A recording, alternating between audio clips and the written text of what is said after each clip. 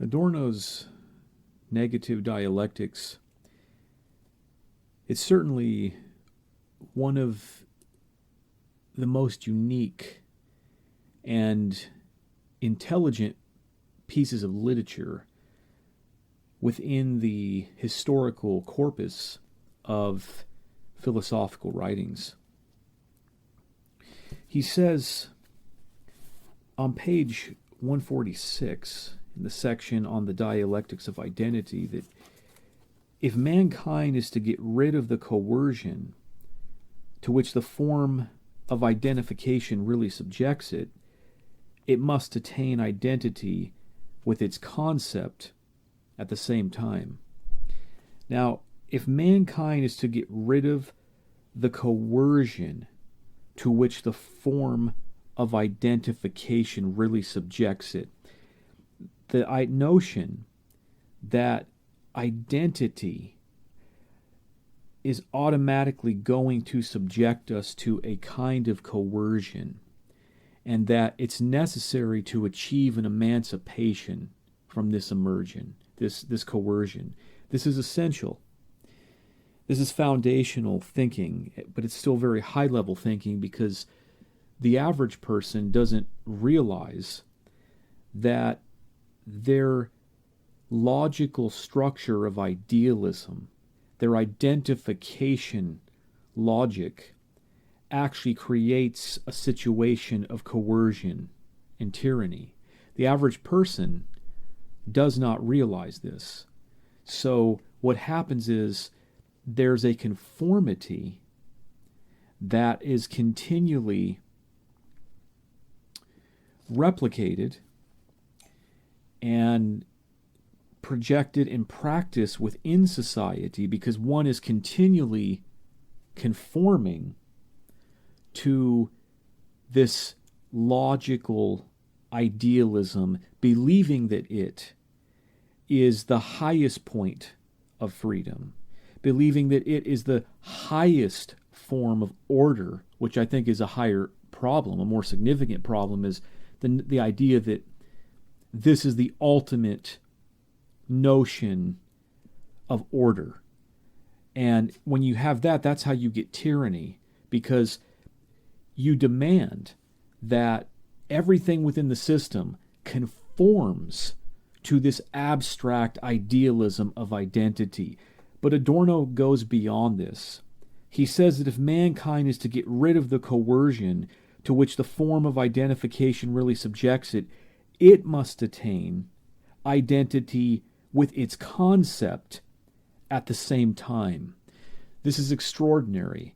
It shows that Adorno has a tremendous comprehension of the dynamics of the conceptual situation, of the logical situation, of the semantics involved within the situation. Because what he's saying here is that it must attain identity with its concept at the same time. So while this process of the negation of identity is taking place dialectically, there is still the necessity of the identification of the higher sublated form. This is absolutely crucial.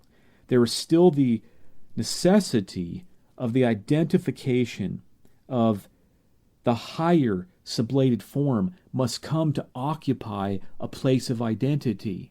So what's the difference between the sublated form and the non-sublated form? Aren't they both forms of identity? Well, yes, but one of them is a dialectical identity. A dialectical identity implies an expansion of the identity form, which breaks it out of its tyranny, causes it to sublate itself, to transcend itself, and to move into a pluralistic comprehension of its own form. So it now embraces negation, where before it was cutting off negation. It was tyrannizing against negation, against contradiction. Now it is including it within its circle. Adorno says on page 147 that whether in our consciousness, theoretically, and in the resulting practice, we maintain that identity is the ultimate, that it is the absolute, that we want to reinforce it, or whether we feel that identity is the universal coercive mechanism which we too finally need to free ourselves from universal coercion, just as freedom can come to be real only through coercive civilization, not by way of any back to nature. And this notion of a going back to nature, it truly is the great lie. It's what we find in philosophy when thought finds itself collapsing into a state of nihilism. One of the reactions to this is to want to walk back to an idea of nature, some type of idealistic concept or some type of idealistic construct that pushes us back to a notion of more secure order. We're looking for concepts or ideals that essentially secure our psychology, that give us this feeling of security and certainty. Now, backing up a bit to try to get more context to what Adorno was saying here, if no man had part of his labor withheld from him anymore, rational identity would be a fact, and society would have transcended the identifying mode of thinking. This comes close enough to Hegel. The dividing line from him is scarcely drawn by individual distinctions. It is drawn by our intent. Now here, this is so interesting, what is stated here. It is the dividing line is drawn by our intent. Now, what does this intent? Let's define this intent. Adorno says, whether in our consciousness, theoretically, and in resulting practice, we maintain that identity is the ultimate, that it is absolute. So here we have a very deep folding back, a very deep comprehension of the notion of identity as being something that is maintained within human consciousness. So what we're actually talking about, we're talking about what beliefs are integrated into the consciousness, into society at a fundamental axiomatic level, or even at a subconscious level. Whether in our consciousness, theoretically, and in the resulting practice, we maintain that identity is the ultimate, that it is the absolute, that we want to reinforce it. So here, this is the identity position. This is the Aristotelian position. This is the regressive position. This is the fascist position. This is the position of dominance. It wants to maintain that identity is the ultimate, the absolute, and it wants to reinforce it because identity does something for people. It forces the social world to operate according to a more simplified idealism. It creates a geometry that is easier to manipulate. And the geometry it creates through linguistic beliefs, through value beliefs, this geometry it creates is a binary geometry. It's a simplistic, it's a black or white position. This gives individuals the capacity to control. It, in a sense, creates an architecture of power. That's why individuals are drawn to this notion of identity, because it creates the illusion that humans can master and manipulate reality, that we understand reality. Everything is simplified between the black and white. The problem with this is that as we proceed to examine the nature of reality in relation to our binary idealism, our binary, our black and white ideology, we find that reality is actually more sophisticated, more complex than our idealism. So our idealism actually serves to distort reality. And that is when idealism, this logical idealism, this identity geometry of society, starts to function as a tyranny. It becomes a tyranny over society at that point, because ideals are being imposed that do not comport with reality. The result of this is that individual lives are restricted in their development, and that we can't actually solve problems. We only have the tyranny of the appearance of solving problems, but we don't actually solve them in real life, because in order to do that, we would have to interact with the complexity, the phenomenological complexity that underlies our worldview, the phenomenological complexity that sits underneath our worldview, or maybe we even say it's over it, it's superior to it. The idealism, the identity ideology that we are trying to impose is something that we superimpose on reality. We're trying to force reality to fit to this mold. So Adorno says, whether in our consciousness theoretically and in the resulting practice, we maintain that identity is the ultimate, that it is absolute, that we want to reinforce it, or whether we feel that identity is the universal coercive mechanism, which we too find,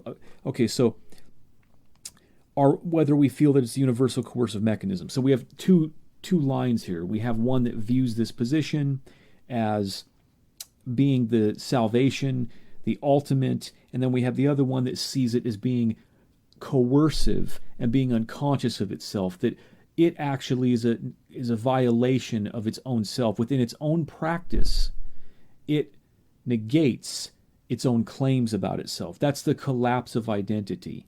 The collapse of identity is always from within. It's always eminent from within. And from this withinness, we are able to see the self-destruction and the lie of the ideology of identity, because identity is claiming to be something it's not.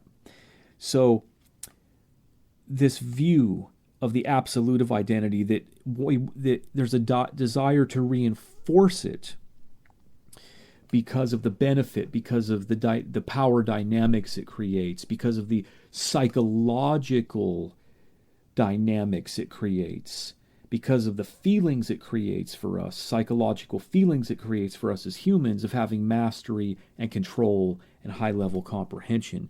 The alternative side, the oppositional side, which is the dialectical side that collapses this system of dominance, this idealism of dominance, is that we feel that identity is the universal coercive mechanism, which we too, says Adorno, finally need to free ourselves from. Universal coercion, just as freedom can come to be real only through coercive civilization, not by way of any back to nature. So in the process of overcoming this identity structure, this tyrannical binary social position, this binary legal position, we also come to understand that the act of freedom, as Adorno says, still requires a civilization process, and this civilization process is still going to have an aspect of coercion to it. It has to. What's the difference then between the binary identity ideology and the dialectical identity system?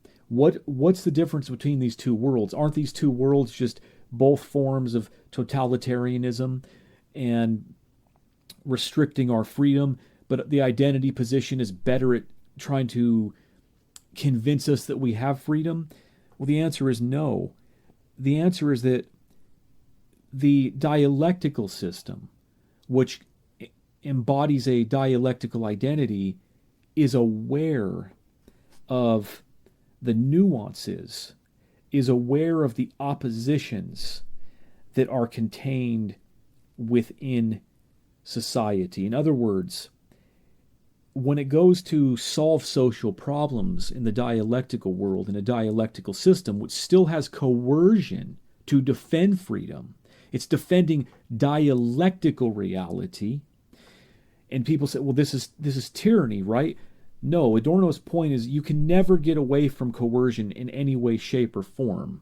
You're going to have a civilization process. You're going to have a system of law and order. The only question is, do you have an identity structure, or do you have a dialectical structure? Do you have a dialectical consciousness, which is actually capable of grasping the important, subtle nuances of reality, therefore empowering the individuals of that dialectical society to all the better be able to solve the problems of society.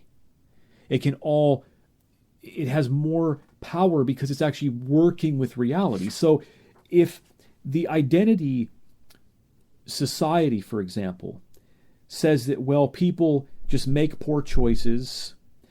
There's the only type of people in the world are people who make good choices and bad choices, binary thinking. And if people make bad choices and they've done wrong, they need to be punished, throw them into prison. Well, a dialectical consciousness wouldn't work like that.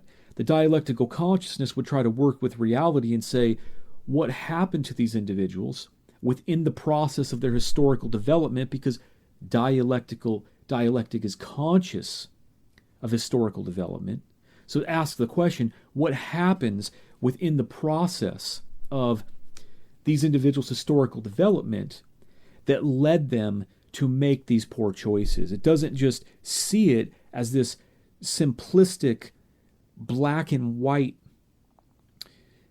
type of narrative that actually doesn't explain. It makes itself feel better, of course, because it says to itself, well, these people just made a poor choice. They need to now go to prison, and that's going to make a better society. If we just punish people, we're going to have a good society. Now, once again, that's not what happens. Because what happens is these individuals who commit crimes and then are prosecuted within a identity system, they go into the system, they suffer within the system, they become radicalized or hardened within the system, they become more dangerous sometimes, then they're released back into society, and then they begin acting upon society, or shattering society, preying on society, manipulating society. So we have this significant problem.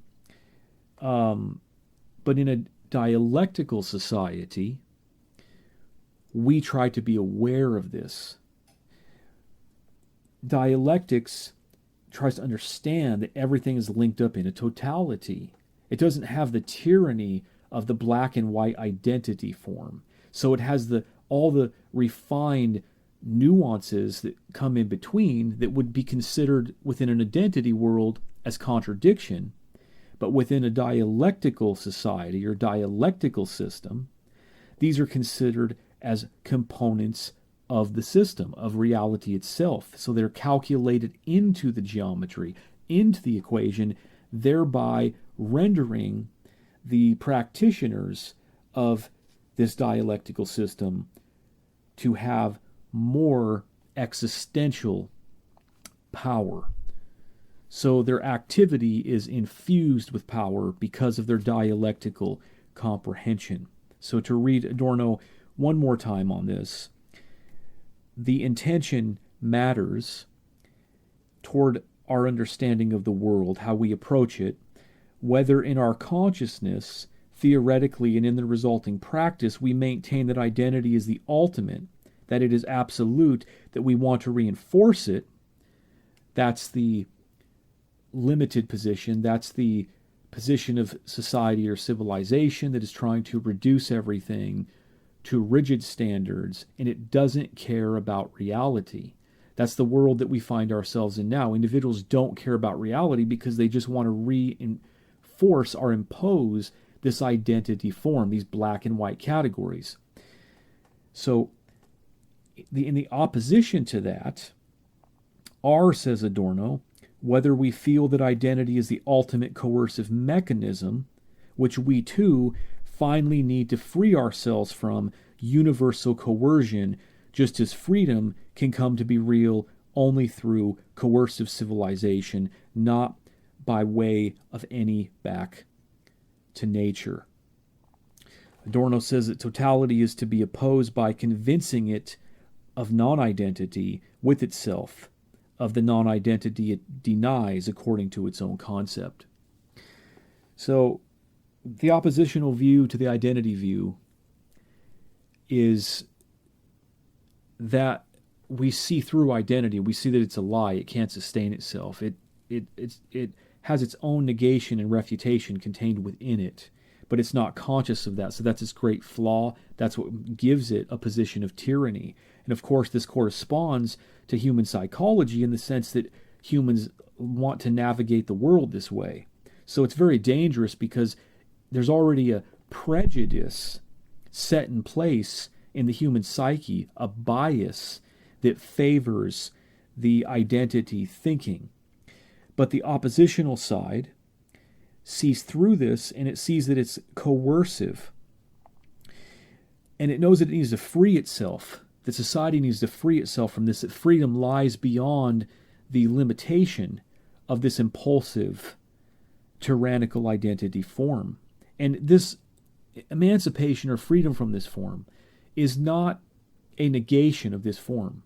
It doesn't imply that identity's been abolished and now we are floating through an abyss where everything is relativized. That's not what dialectics means. Dialectics sublates.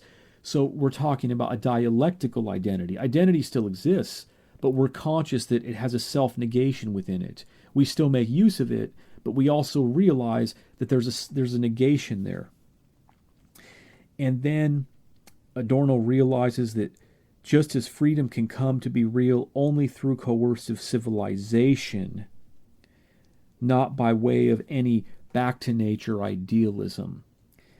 The back-to-nature is always an idealism because we construct what we mean by nature and then we superimpose that on the individuals. We say, human nature, as though one is predestined to a particular function, when in reality, it's more complex than that. The human organism is the outcome and the result. The human personality is the outcome and the result of a very complicated, interconnected process that human being has gone through, but then there's also a very complicated, long, genetic, historical, social line that human is also born into along the way.